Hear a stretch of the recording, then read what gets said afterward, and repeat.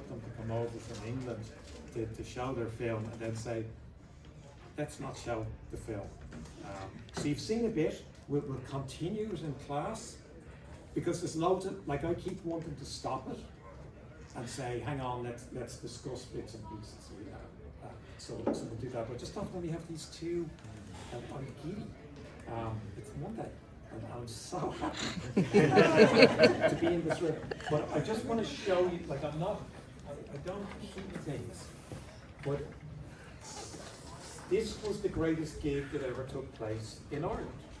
In fact, and it was Fugazi and Chumbawamba, and my friend Niall down in the back organised it. It was part of the Hope Collective, so everything they did was not for profit. And they booked the St. Francis Xavier Hall, the SFX. Tickets sold incredibly well because it was a really good bill. And then the owners of the hall, the Jesuit priests, realized that the ticket was illegal. So the ticket for this gig was against Irish law, so we were told that the gig couldn't go on. The concert ticket, and Edwina Forkin was part of the reason why the gig went ahead, because she issued a legal letter to the Jesuits saying, we've a signed contract. So DIY is now DIT, do it together instead of just do it yourself. You will find allies, and that's something I want to ask both of you. Yeah, why was the ticket illegal? The ticket was illegal because it had information about methods of birth control that were against the law in this country and couldn't be discussed in public. So the ticket was deliberately giving that information to people who didn't have access to it in Ireland. The gig went ahead, as I said, fact, the greatest gig that ever took place in Ireland. But then there was also an extraordinary gig just after that, and you probably don't know this, but Jeff Buckley's first ever gig outside of New York was with Chumbawamba at the Trinity Ball. And oh, so, whoa. Yeah. Yeah. So before he had signed a record deal, before he had recorded anything, the entertainment officer in Trinity College, luckily I had seen Jeff in a cafe in New York, said, would you like to come to Dublin if I could swing a gig? So Niall got Chumbawamba for the ball and I got Jeff Buckley, and that makes it top 10 best gigs ever in Ireland. Never mind what you've heard. So can I just go back to that, the SFX show? Yeah. What I remember about it was that condoms were illegal in Ireland at that time. Yeah. And as part of what Chumbawamba did live, Alice, who you've probably seen in the film, she used to come on stage dressed as a nun, and it was a song that was based on this Lenny Bruce sketch, who's a American comedian from the 50s and 60s. So Alice would come on stage dressed as a nun with a bottle of whiskey and a cigarette, so you could still smoke inside, and so she would do this really blasphemous speech that was from a Lenny Bruce comedy routine. And so when we came to Dublin and knew about the thing about condoms and that, we got a massive box of condoms, and Alice came on stage as the nun and started throwing out the condoms into the audience as a like, just to say, as a protest basically about condoms being illegal in Dublin at the time, in Ireland. Yeah, when I was 16, they made the condoms legal, which had to have a prescription. You have to have a prescription. Oh, right. And that was it. So, and then in Trinity, we did a system where we got money to put in for a condom machine, for a condom machine in Trinity, and that 24-hour access to the machine in Dublin at the time. Oh, wow. And that was, we turned a blind eye to it, the police. And when I tried to get into the toilets in the college, they were like, no, if you tried to do that, it would be required a 24-hour machine. everywhere else you had to have a prescription. Wow. So that was whatever year like you didn't have a prescription. Because I think you did some laminates. Did you do some laminates for that gig that had a condom in the in the laminate as well? People about giving condoms to against the law. The condom is breaking the law. So the ticket, what was this, was a fold-out ticket that had it was an information booklet, and then it may or may not have had a condom in the ticket as well. And then there was kind of, for some reason, we never did this normally at gigs, but because it was in the SFX, it was a very big place, so some people had passes to get them backstage, and the pass was a laminate, a guest pass, and in that guest laminate, there was a condom. But just the Jesuits who ran the SFX, like, was a religious order, so you can imagine me after booking the hall, the Jesuits, and suddenly there's a woman dressed as a nun throwing condoms into the crowd. So thanks for that. Well, thanks for bringing Will to Belfast. So Niall formed the Hope Collective as a teenager because he was pissed off that loads of bands he liked didn't come to Ireland, and famously he brought Green Day for their first gig in the White Horse Inn, which of course is now a Starbucks. But every time they come over, Green Day go to that Starbucks and stand outside and take a photo, and they've kept the original flyer that you did. So, scholars, like, I'm just banging on a bit, like, don't wait for other people to do things, just keep doing your own things, because it'll be better than anything that other people can put at you. And for the Q&A, I'm deliberately standing here because if I'm close to you, no one else will be able to hear. So I've got a few things I would love to ask both of you. So I'll probably do 20 minutes, and then anyone who has a question of the pop star and filmmaker, you've got a license to ask that. But I guess Sophie, you could be doing lots of things, but film, like, why film, why television? Was it something that fascinated you from an early age, or was it just something that pained you? I grew up in the Midlands, and I didn't know about film schools or working in film or working in television. I watched a lot of television, but when I was about 16, I watched a documentary called 14 Days in May, which totally blew my mind. It's about a guy called Edward Earl Johnston, who was a black guy in deep sort of South America, who was accused of, there was a sheriff who was shot, and so Edward got picked up, and it was put on Edward that he'd killed this sheriff. And Edward always maintained his innocence, and this film 14 Days in May was about his last 14 days before his execution on death row.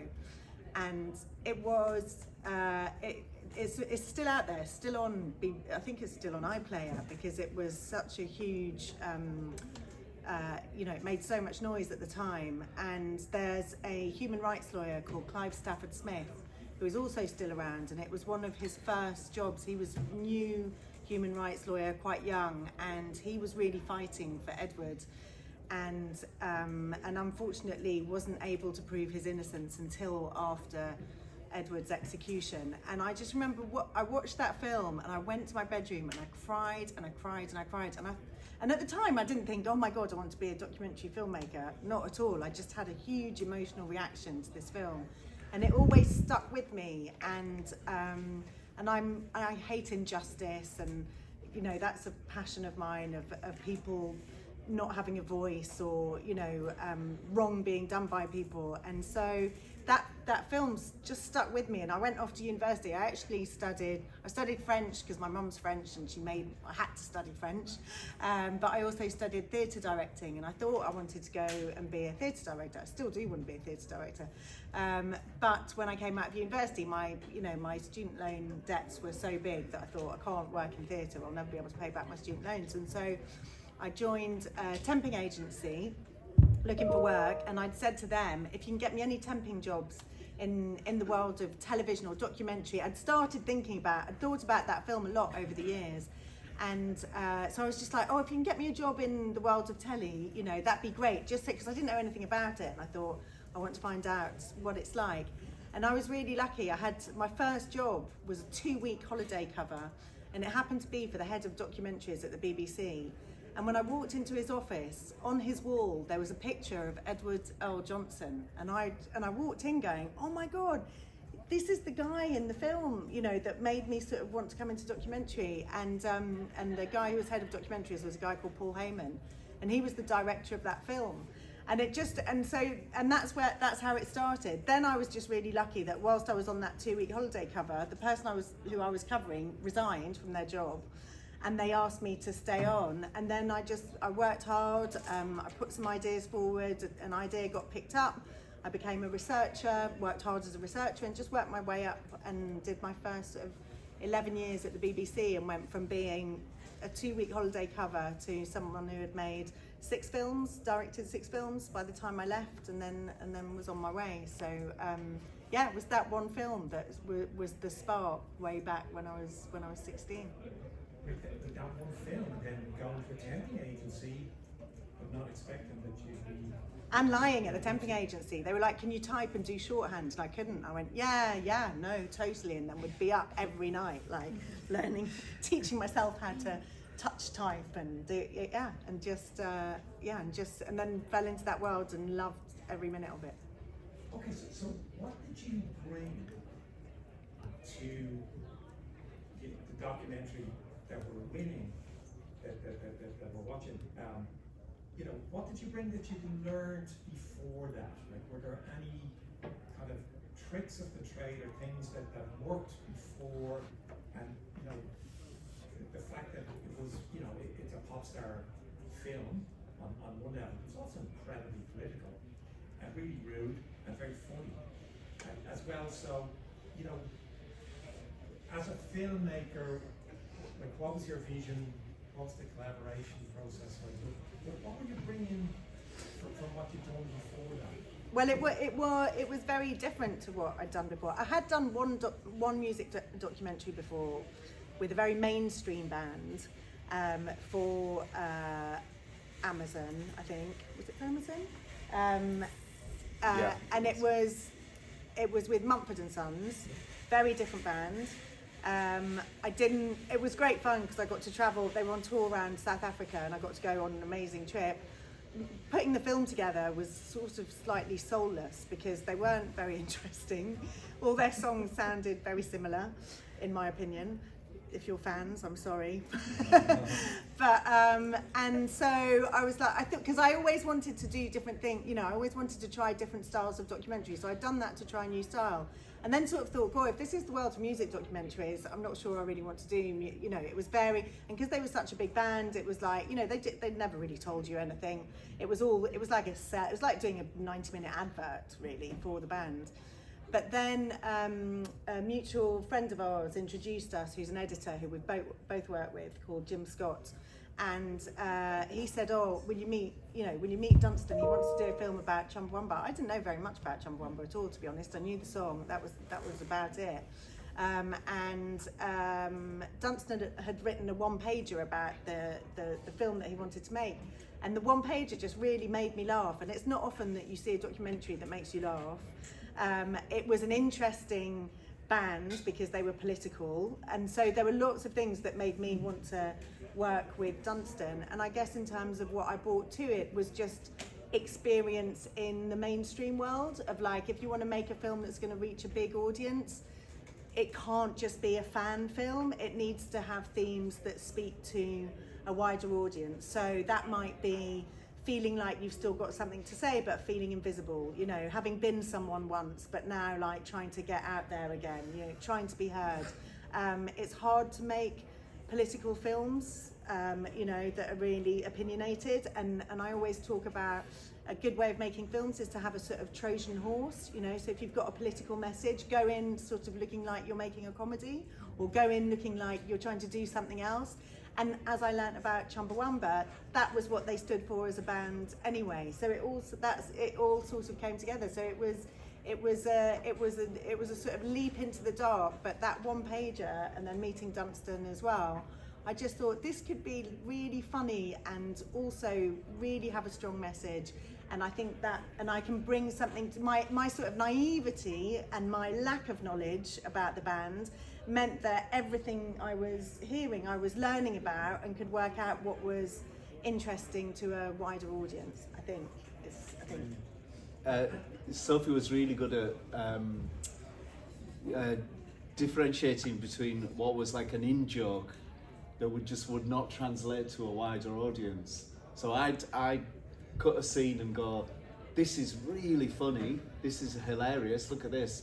And Sophie'd go, Dunstan, that is funny to 8 people. Those are the only people who find that funny. And I'm like, oh no, really? She goes, yeah, you can't just have a series of in-jokes about that only the rest of the band will get.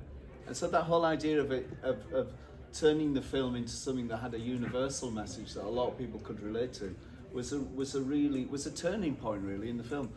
When Sophie says about the one pager that I wrote, that one pager obviously wasn't this film. It was it was more focused on what you could do as a political band entering the mainstream. Could you achieve anything? Could you make a difference? It was more around that sort of idea, wasn't it? It wasn't that dissimilar. I don't think it was that dissimilar. I think what it That's wasn't... still in the film, That's still in the film, and I think what it wasn't, you wanted to do a film about the whole band. Yeah, yeah. And then we had discussions about, actually, if you're making the film, or if you and I are making the film, you know, the rest of the band were happy to be interviewed and be part of it, but we weren't making the film as a collective. So we couldn't speak on behalf of Alice, Boff, Dambert. You know, it had to be Dunstan's experience of the band story and, you know, those years and getting them involved. But it's not fair for me or you to go, I'm going to tell Alice's story, or when they didn't want to make a film. It's not that they were happy for this film to be made, but they didn't want to make their own versions of the film. When we made that decision, it was really liberating, because it meant that all the discussions were more about what works for my story, wasn't it? I guess. Yeah. And obviously I was quite happy for, you know, the Babyhead character. I was quite happy for Babyhead to be really horrible to me and really question everything, you know, everything that I was doing, or as an older man. And that was interesting, because we talked a lot before the Babyhead character sort of was born, literally.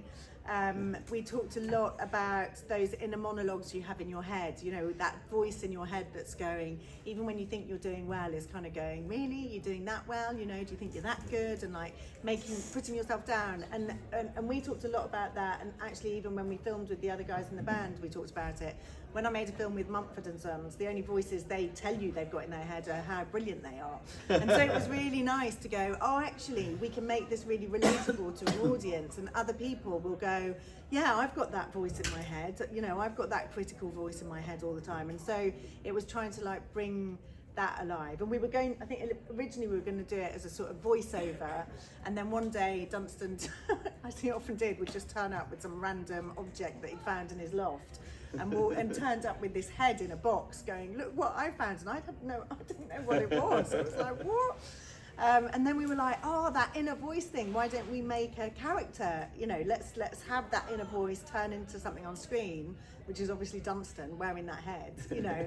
And then, so that's how Babyhead, as we call him, came about. So the evil Babyhead, was that organic? Yeah. It wasn't, Yeah. That wasn't on your one Yeah. picture, We- that wasn't Sophie saying, you need a big baby head. No. It was, we wanted to do a voiceover, we needed a voiceover, but we were always... We didn't want to do a conventional voiceover. Yeah, we were always, everything we did with the film, we were always trying to think about how we could do it differently and not like a conventional music documentary, because I mean, I suppose as part of the research, I've watched a lot of music documentaries, and a lot of them are really formulaic, and a lot of them are just hagiographies of bands, and they never question or criticize an artist within that documentary to that degree. And so we thought it was a really interesting idea that every time we did something, a scene, we would think, what would that person who is cynical about Chumbawamba say at this point? And so we had so we would get Babyhead to ask that question or bring that topic up or whatever. So it gave us a lot of, and also obviously because it was a mask, we could change what he said all the time. You know, we were changing it all the time because we didn't have to sync it to anything. So we'd be thinking, oh, maybe he could say that, or we could move him from this part of the film to that part of the film, and he could say something there. And then every so often we'd be like, you know, like we'd be in New York or something, and we'd be like, shit, we better do some filming with Babyhead. And I'd have to put the head on and walk around a little bit, and we'd get some footage of Babyhead, wouldn't we, and stuff like that. And then we could just think, we'll just use that at some other point. There's a bit in the scene that's just where you stopped, where it's me talking to Avery Lipman from Universal. And it's how that interview is set up is really strange, because you might notice like we're like facing each other. Yeah. So it's odd. It's sort of odd, and there's nothing between us.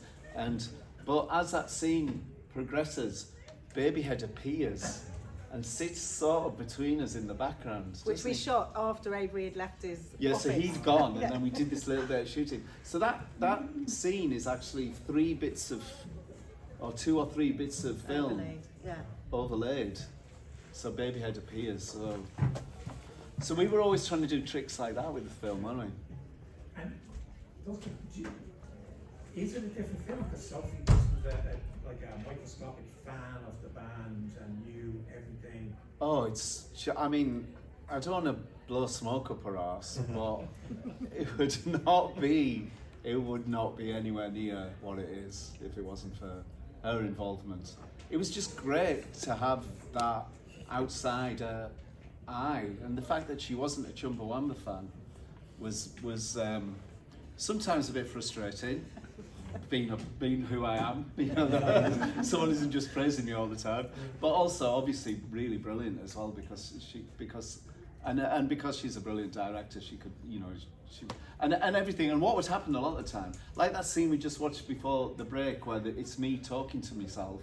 I'd seen somebody else do exactly that in an advert, yeah. And I just came in one day to Sophie's office and said, right, I've got an idea for a scene. Me talking to myself, you know, as many times as possible. And Sophie was just like, oh. Because the advert he'd seen probably cost millions to do, and we did not have millions. So we had to like deconstruct that advert and work out how we could do it on a budget, you know, and try and get a similar effect. But we got there. Even the editor was like, I'm not cutting that, it's never going to work. I was like, come on, it's going to work, we can do it. And we got it to work. But yeah, he would come in with a mad idea. So the crazy ideas all come from Dunstan, and he would come in and then it'd be like, oh, okay, so your initial reaction is like, that's never going to work. And they'd be like, no, we can make this work, let's find a way of making this work. So, and we wanted to also follow, you know, learning about Chumbawamba, which was, you know, they never made, you know, every album was different. They were known for like not making the same album over and over.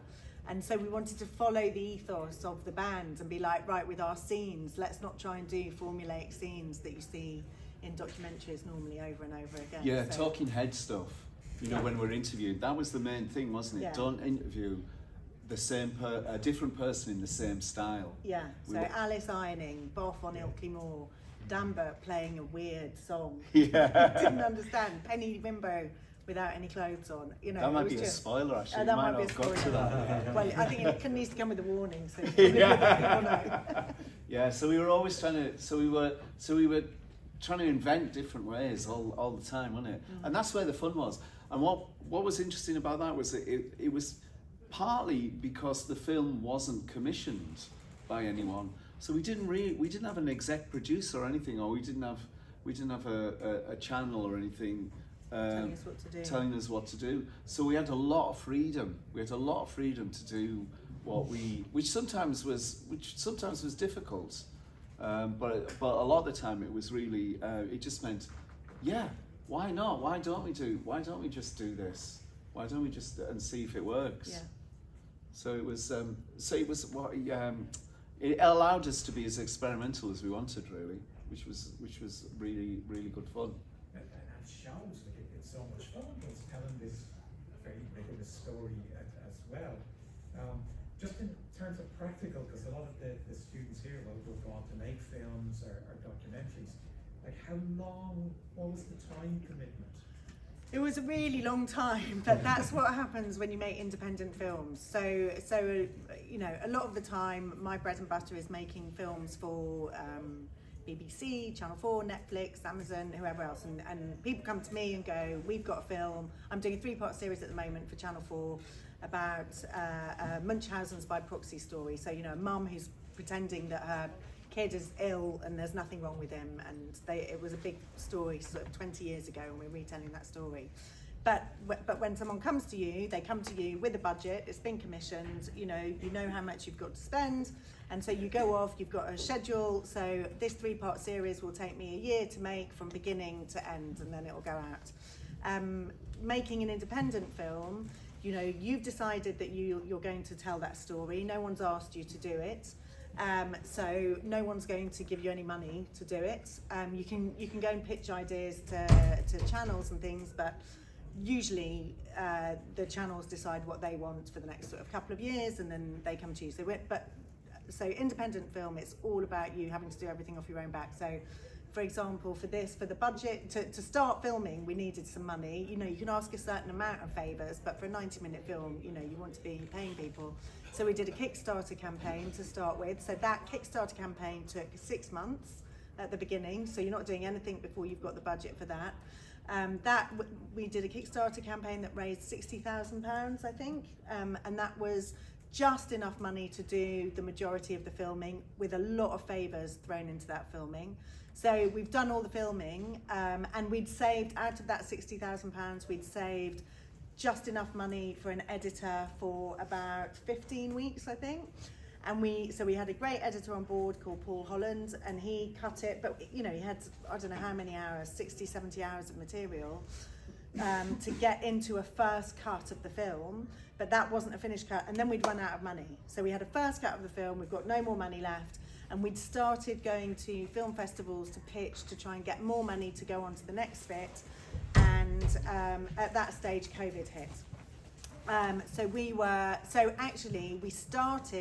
We first met in 2016, and the film went out in 2021. That's not because we were like filming every day and editing every day over that time, but because we'd stop for 6 months. I would need to work as well, you know, because we weren't being paid for this, we were paying other people, but we were doing it in our sort of own spare time. So that's how long it took. I did another independent film called My Beautiful Broken Brain, and that took 5 years to make, but the same thing again, because you're raising your own money, you're looking for help. So I would say in that independent world, it can be years. It doesn't always have to be that long, but you know, some documentaries take 10, 15 years to make, depending on, you know, if you're following a story over time, and that's the important thing. So it took a long time, but actually if you condensed the sort of amount of hours of filming and hours of edit, it was probably about a year and a half of actual like days, either filming, editing, you know, research, that kind of thing. It was, yeah, so, but it took a long time to make. You brought it up. Could you tell us a little bit about My Beautiful Broken Yeah. Brain? Because it's an incredible piece of work. Thank you. That was a film that I made back in 2011. That began. I'd met a young woman called Lotja Soderland in a meeting at an ad agency. Now and again, I've got friends who work in the ad world, and they get in touch with me and they say, we want to make an ad documentary style, which normally means they've got a really small budget, so they think making it documentary style it gives it some kudos. And I went in for a meeting, and Lotja was a producer on that ad, and we met. I spoke about a lot of the films that I'd made that have tended to be I've made quite a few medical stories, or bad things happen to people quite often in the films I've made, and so she knew my sort of background. And then 6 months after that, we had a bit of interaction on email, and then that was it. And then 6 months later, a friend of hers called me who was in that meeting and said, "Do you remember Lotcha Sutherland?" And I said yes, and he said, "Well, bad news, she's had a massive brain hemorrhage. Good news, she's alive. But she's in hospital, and we think she's not really making much sense because she had aphasia from her brain damage, which means your language and vocabulary, it means you can't read anymore, all your vocabulary is mixed up. If any of you know anyone who's got or had dementia, it's a similar kind of thing. And she'd drawn on a piece of paper. I used to work on way back in the day, I used to work on a science series called Horizon at the BBC. And she'd drawn a horizon on a piece of paper and written BC. And her family thought she wanted to go and see a sunset or something. And then her colleague came in and said, "Do you want to meet that woman from the BBC who worked on Horizon?" And she said, yes. So I went to meet her the day she came out of hospital. And she wasn't making much sense, although she could make herself understood. Her vocabulary was mixed up, but she's very intelligent. And I understood that she was like, "I've just had a brain hemorrhage. Something completely bonkers is going on in my brain, and the world looks like a completely different place now, and I think I should start documenting it and making a film about it." And it was a very bizarre meeting, because I didn't think, yes, here's a meet. I just thought, gosh, this poor woman, she's going through a really bad time, and maybe a film is not the right thing to do, but I also didn't want to say that to her because, she's just had a brain hemorrhage. Anyway, we started. I said to her at that point, she'd already been filming herself on her iPhone in hospital. And I had a camera with me that day when I went to meet her, which I don't normally do, so it was bizarre that I had a camera with me. And I said to her, "Should we try a bit of filming now? And if it feels weird, we won't carry on. And if it feels all right, maybe we just start documenting what's happened." And I thought, well, maybe I'll just help her document her recovery, and maybe that's helpful for her. And we did a bit of filming, and I just thought in that moment when I was filming her, I just thought, gosh, she is quite extraordinary. She's able to articulate what it's like to have had a brain hemorrhage, nearly died, and all her vocabulary is mixed up, and I'm really understanding what she's saying. So I did think, gosh, there could be something in this. And then to cut a very long story short, I ended up filming her over the space of about 1.5 years, and she would film herself on her phone every day. I would go, so I was working on a film for Nat Geo, I think, at the time. So I would go and see her at weekends and do some catch-up filming. And then over the course of the year, we were like, actually to start with, we started pitching that film to the BBC and to Channel 4, and nobody was interested in it. Everyone was like, "No, we're not interested. We've done brain hemorrhages. We did it last year. We did this person with a brain hemorrhage. Not interested." But I felt like there was something quite special about Lotcha, and so we decided to make it as an independent film. And so that's what we did. We filmed for 1 year. We did a Kickstarter campaign. We raised the money to get it made. Jim Scott, who introduced me to Dunstan, was the editor. He's a brilliant editor. That is the key to making good films, by the way. Find a brilliant editor, then all your problems are solved. And he put together, we had, I think, 200 hours of material that he made into a 90-minute film. And we showed it at IDFA Film Festival, which is a film festival in Amsterdam. And it was just when Netflix was starting to do documentaries. And they just happened to be, it was also when they were going to film festivals looking for films, which I don't think they do anymore because everyone's bringing them their films. So we were very lucky timing-wise. And in the screening, Lotcha was having a massive panic attack. And I was outside with her doing breathing exercises in the corridor. And these two people, literally dressed in black, like something out of the Matrix, tapped me on the shoulder and gave me their cards. And the next day, I looked at the cards, and it was two people from Netflix. Adam Del Deo, who is now like the uber Netflix documentary big boss, but back then was just starting out. And I got in touch with them, and before we knew it, they invested another $300,000. We'd made it for $60,000, and they invested $300,000 into the film. There's a lot of visual effects in it to show what the world looks like through Lotcha's brain, that a friend of mine called Alex had done on some software, really dodgy software in his house. And then they gave us the money to go and do proper visual effects. There's a David Lynch storyline within it, because Lotcha always used to describe her new brain as though she lived in a David Lynch world. So we tried to make it feel like a David Lynch world that she lived in. We another. It's too long a story to tell you, but we met. I'm going to tell you because it's such a brilliant story. I'll try and do it quickly. Sorry, but we tried to get in touch with David Lynch. How do you get in touch with David Lynch? I don't know. My brother works in the music business. He's had links to David Lynch's composer, so he was like, I'll send an email that way.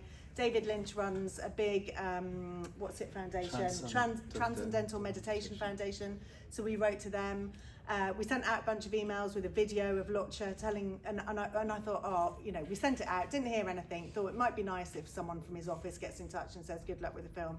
And one day I opened up my inbox and there was an email from David Lynch that was like, written in capital letters, Dear Lotcha and Sophie, well done on your film. Anyway, Netflix saw that opportunity. They paid him money to put his name to the film as an executive producer. And then it was relaunched at South by Southwest Film Festival in 26 different countries. And is still on Netflix. And yeah, was a game changer for Lotcha and for me and for that film. Yeah, it was incredible. Absolutely incredible. And that was just something that started as, maybe I'll help this girl just do a bit of a diary for her recovery. So it just goes to show that like those gut instincts you have when you're reading something or you have an idea for a film, the same as reading Dunstan's one-pager, you never know where it's going to go, and it's worth the slog. It's worth the slog. But you have to have a day job as well to pay the bills. Right. Yeah. But I'm fascinated in that collaborative process. And you meet someone, or someone gives you a card, or a mutual friend, you should talk to them. So, don't feel like your career has been kind of guided by finding allies, or otherwise your voice doesn't get heard. So, who, when you look back at Chumbawamba, like who were the key allies who you were able to say, we want to make some noise, we like our message to get out? Were there obvious people who you approached, or was a lot of it happenstance?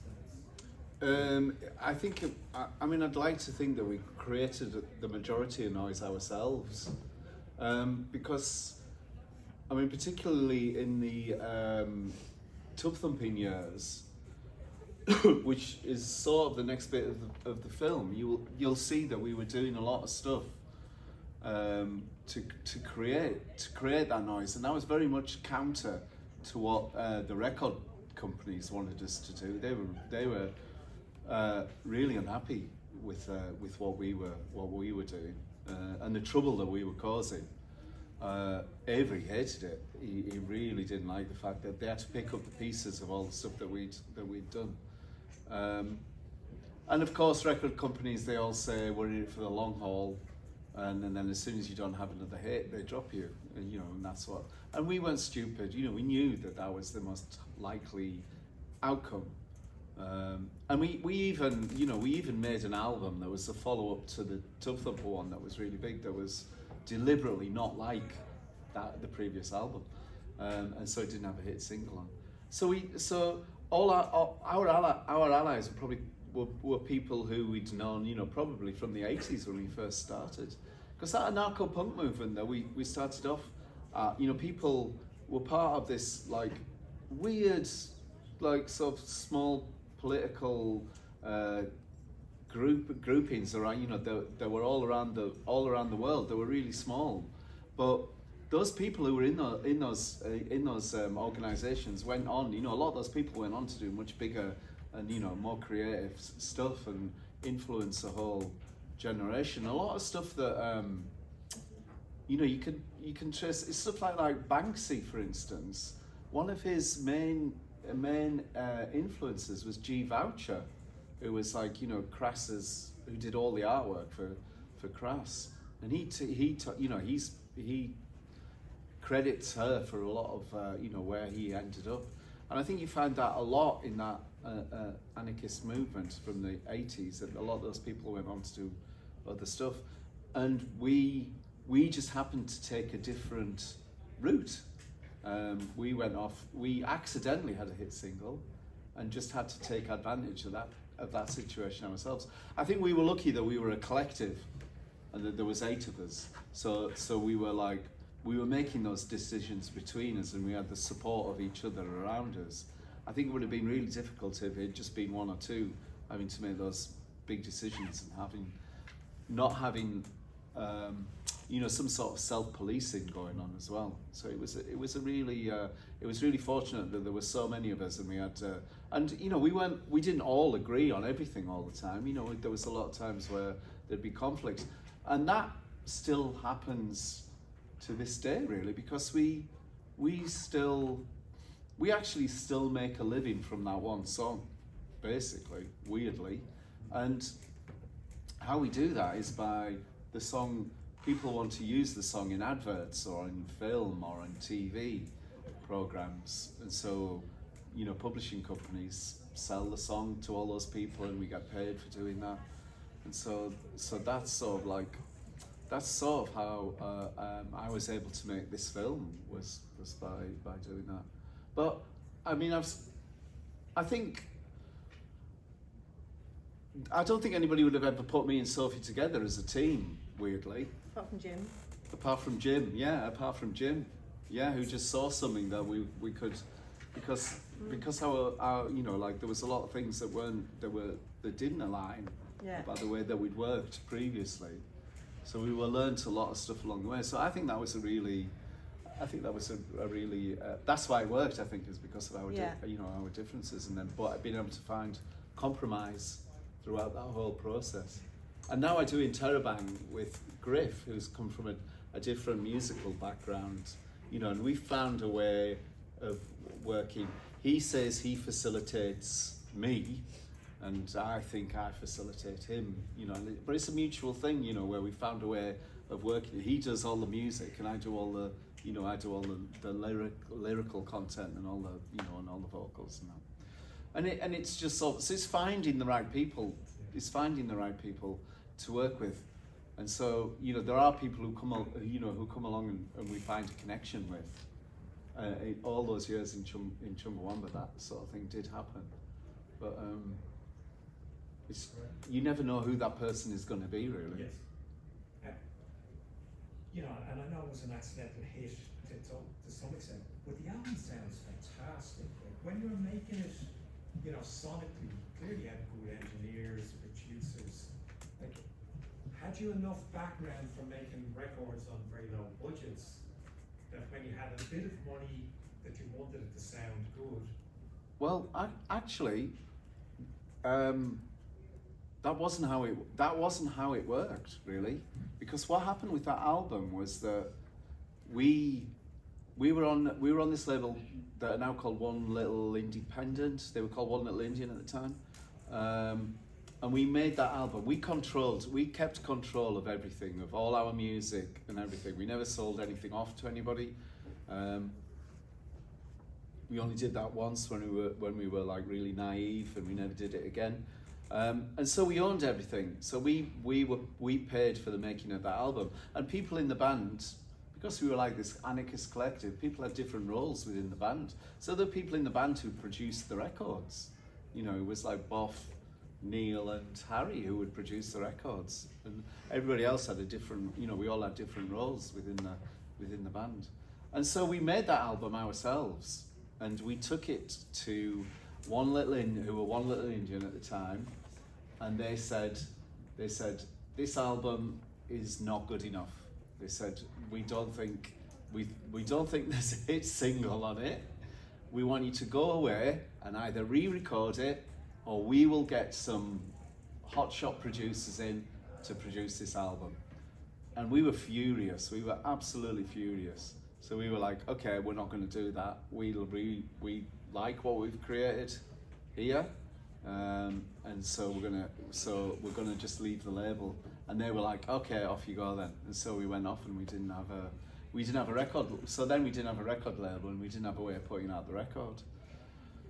And so I'm going to cut this really short. We did find a way of doing that, and the record came out. And that's why I describe the song as being an accidental hit, that we never set out to write a hit single. There's a different way of interpreting that idea of it being accidental, was how the song is constructed. We were getting closer and closer to working out how you have a hit single, subconsciously in a way. And so we'd done songs previous to that. There's a song called Mouthful of Shit, right? That song is constructed almost exactly the same as how TubThumping is constructed, but because it was called Mouthful of Shit, obviously it wasn't a hit single. But we thought that song was like a good template for what we were doing, and what it did was it enabled different people with different talents to be involved in the songs. Because we would have songs that were like, they'd have a singy bit, they'd have a talky bit, they'd have a shouty bit, and it was because there was 3 people in the band who couldn't actually sing, and so we had to incorporate them. I mean, that was me, Alice, and Damper, so we had to incorporate that into the songs. Much to some musicians, like frustration, that's just how we had to work. So I think the point of that is that we had limitations and constrictions, and you have to find ways around to make that work. And I think that's what we that's when it worked to its best, peak. That was it. Peak working was when TubThumper was a hit single. And that idea of your limitations can actually be the fuel for doing something really inventive. Well, that was what was the film. That's what the experience of the film was. Was definitely that, wasn't it? Yeah. We definitely, once we had run out of money to sort of carry it, I think even Babyhead came at a point where we were a bit stuck, and it was like, how can we bring, just landed at the right time, and also. And I think what you were saying earlier about, what each person brings to it, in the way that I might have brought like structure and like that kind of experience that's sort of quite, a bit more formulaic. What I got from Dunstan was like more risk taking, like more experimental. Let's just do it. It doesn't matter. Like all that filming we did in New York. I've spent my life working, for the BBC, Channel 4, Netflix. You have to get permissions, you have to do applications for permission to film on every pavement in every street.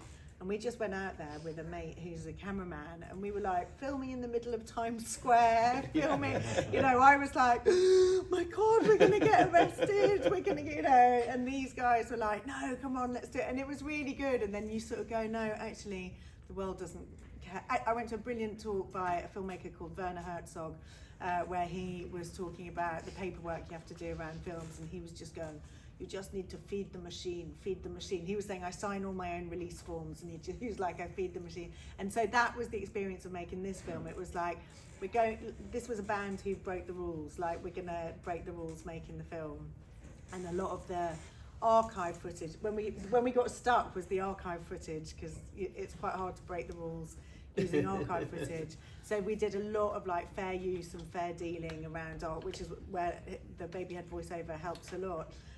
But there is quite a lot of archive in there that has never been paid for, and every time we screen it, I'm like, someone's going to be sat here one day from an archive library going, you owe us some money. But yeah. That's true. There was a few scenes that we watched just before it broke down that I thought that there was a lot of Babyhead talking over footage. And that was to fair use. And that was purely to fair use the footage, so we didn't have to pay for the footage.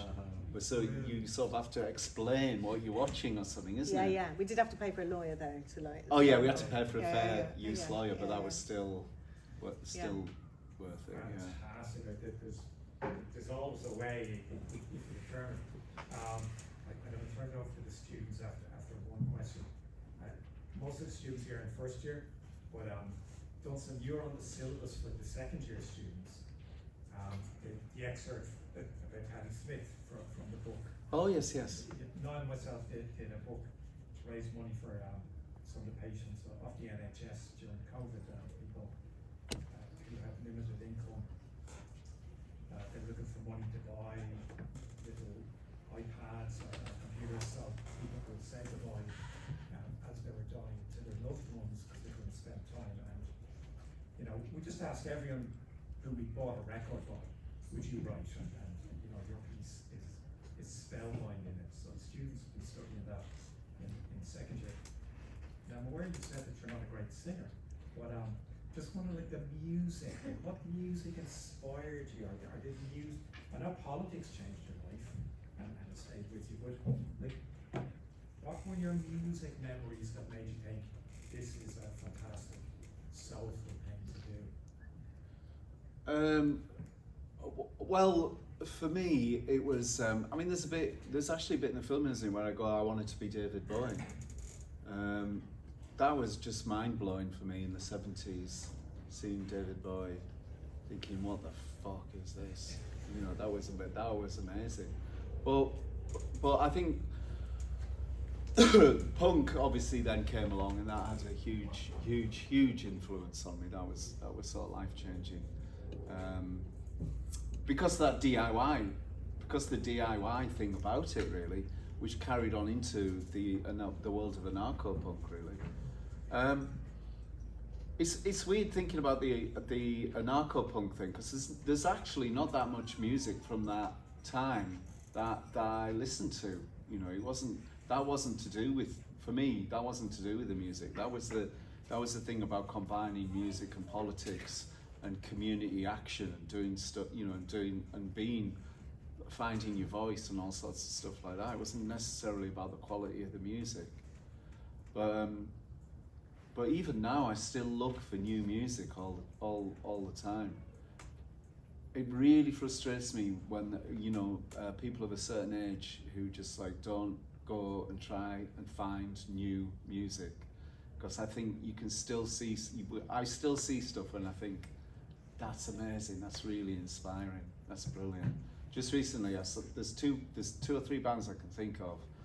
A band called Twat Union, who I just think are fucking brilliant. A band called Thwack, who I saw the other night, who were like, who actually came up to me afterwards because they knew I was there. Came up to me afterwards and said that they were like massive Chumbawamba fans, and they were like really, you know, they were inspired by what we'd done in the past, which was just really lovely. And then this other band called Yaki, and they're just all amazing. You're like young people who still have, who have that sort of energy and that sort of passion that I really admire. And I think part of what I do with Interrobang is a lot of what Interrobang says is about don't give up, you know, don't give up, or I'm not gonna give up, and I still want to do new stuff, and I still want to step out of my comfort zone and do something that, you know, well, the line is do something that I'm most afraid of, you know, so it's to challenge myself, keeping on challenging myself. So I'm always looking for new music. I still always look for new music, even though I am still, one of the reasons I'm in Dublin now is to go and see Patti Smith tonight. So, who has been an inspiration to me for like about the last 40 or 50 years. Nearly 50 years, in fact, yeah.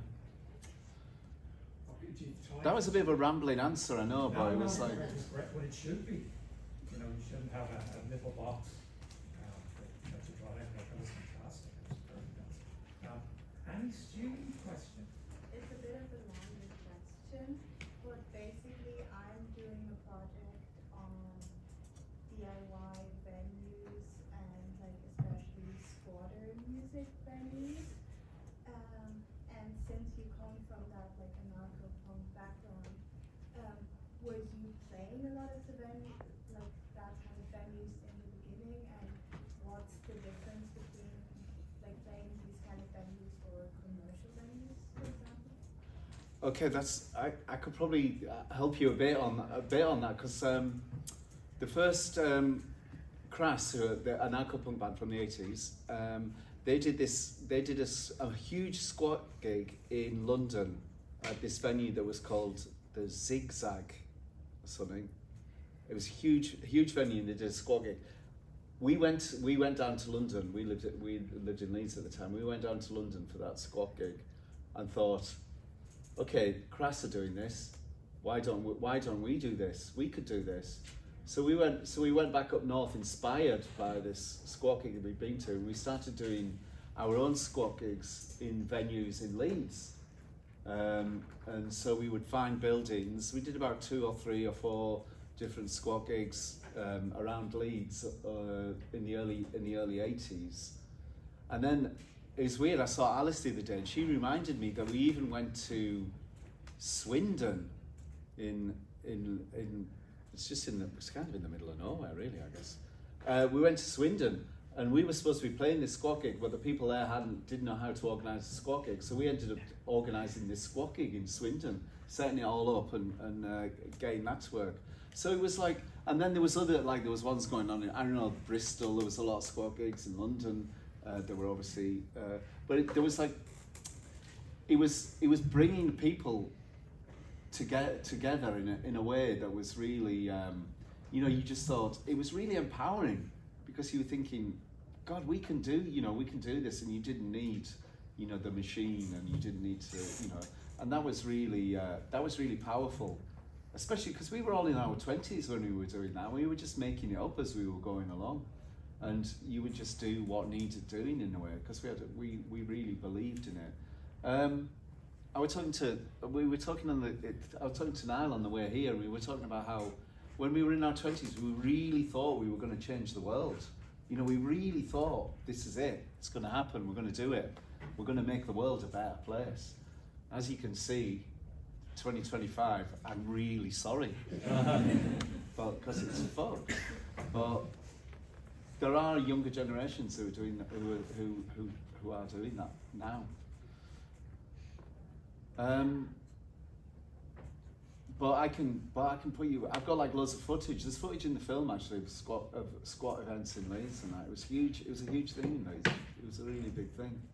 But it was sort of saying, it was sort of a big fuck you to the man sort of thing that we were doing. But at the same time, you were learning skills as well, and that was really empowering as well. Squatting as well, because we squatted, as you saw in the film, we squatted in that big house in Leeds. And we had to just learn how to fix stuff and how to do stuff. And that was like, that set me up.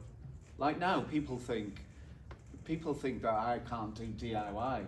And that's partly just because of the way I dress. People think, how can that man do DIY? But I learned so many skills from back then that I use all the time now. So it was a really empowering thing. Okay, thank you.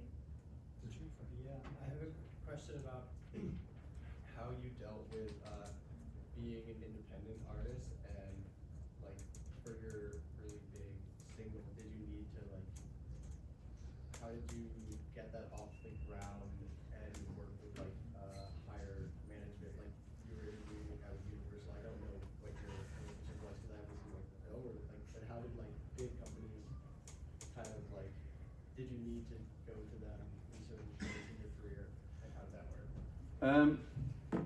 When we got those big record deals, we had about 5 or 6 different record deals on the table, and we had to decide which one we were going to do. We made a decision that we were going to sign a big record deal, because it was something that we hadn't done in the career of Chumbawamba. We'd had our own record label. We'd been on independent record labels, and we thought, both of which had not really worked out very well, and we thought, okay, now's the time to take a leap and sign to a major label, and so we did. And it did create a lot of problems because we wanted to still have complete control over everything. And so weirdly, the label that we signed to, EMI Germany, the reason we signed to them was because they gave us complete creative control about what we put out and when we put it out and when we toured and how we looked and all that sort of stuff. We maintained control of all that sort of stuff. So that was really important to us. We still found ourselves in weird situations where we were doing stuff that we didn't really want to do. So we did agree to stuff, and that would always cause problems. But then we took every opportunity. Every time we were on television or on radio, we would think, what can we do to subvert this situation? Or how can we make this not be some sort of vacuous, pointless exercise in just promoting, a brand of cornflakes. We didn't want to become that part of the music industry. So we were always thinking about what could we do? How could we change this? How could we make this mean something to somebody somewhere and make a difference? But also, what also happened was that we did make a lot of money from that song, and so we would give a lot of money away to various organisations, like say say prior to that we'd done a benefit for someone and we'd raised £100, we could now go back to them and say, we don't even have to go do a benefit, here's £1,000 or here's £10,000. So we would have meetings in the band where we would give a percentage of what we made away to all these different people who were like asking us for money for their particular cause. So it meant that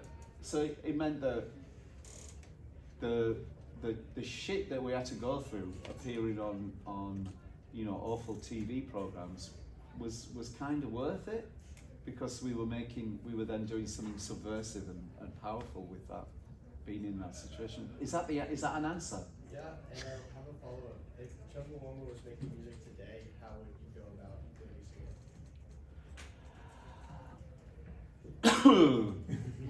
it? I'm trying to think how, because in Interrobang, the band I'm in now, we're doing an album. We're putting it out on an independent label.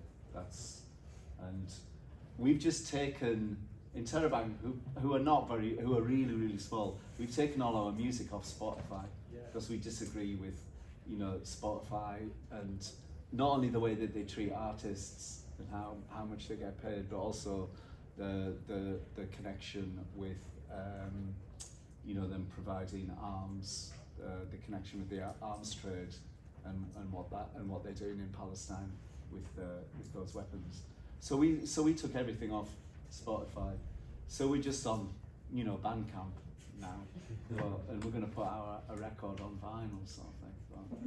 But, I guess Chumbawamba's still tied in massively with you know, Universal, and we've just signed a new deal with them for them to re-release all our records, and so that's that's kind of a different world. It's harder with that thing, because that's not a living, breathing thing anymore, the band.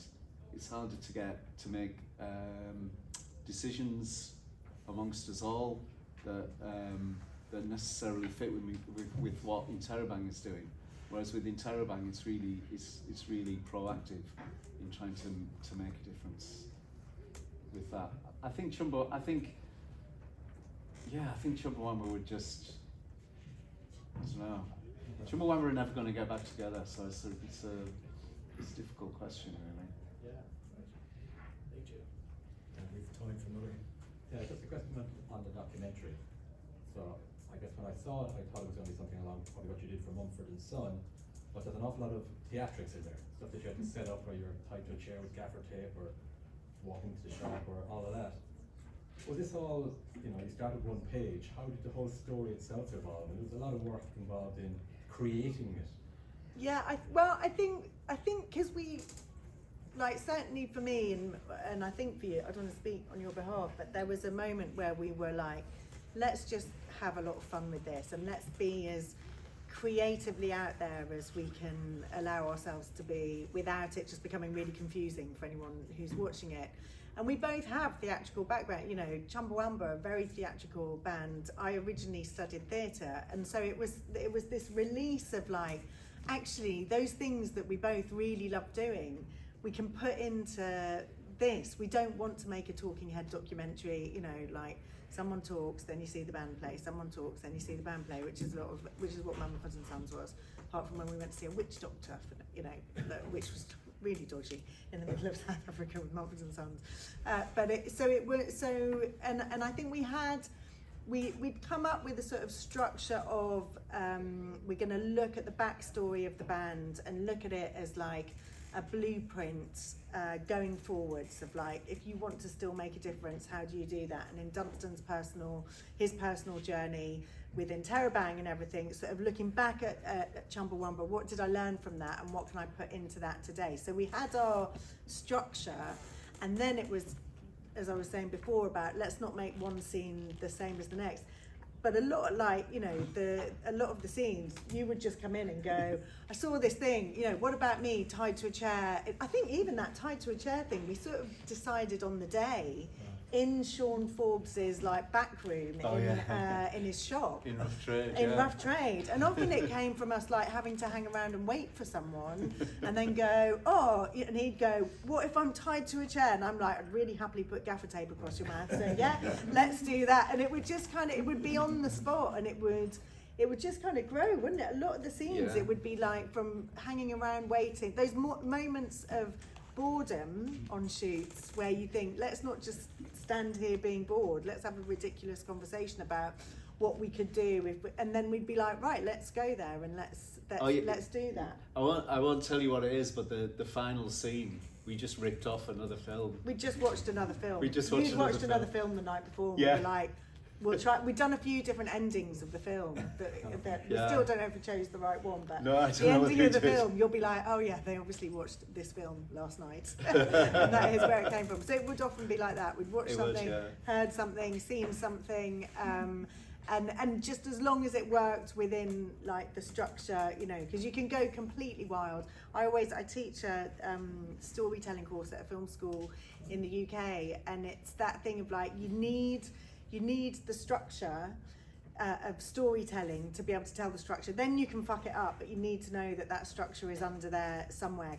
And the more you fuck it up, the smaller your audience. But that's fine. You know, if you want to make independent films to a very niche audience, then you can absolutely do that. If you're trying to hit the mainstream, you've got to stick to some of the rules. It doesn't mean you have to stick to the rules for every film, but you have to know that if you don't stick to the rules, your audiences get smaller. And I think, you know, in the way that like My Beautiful Broken Brain is actually quite classic in the way it's structured, so it got, you know, it hit a big audience. We've got a smaller audience with this, but had more fun than I've ever had on any film I've ever worked on. You know, it was brilliant. And also, just the structure of this film is basically I get knocked down, but I get up again. So we had this, we sort of knew kind of what the structure was before we started, really. You'd written the song. Yeah.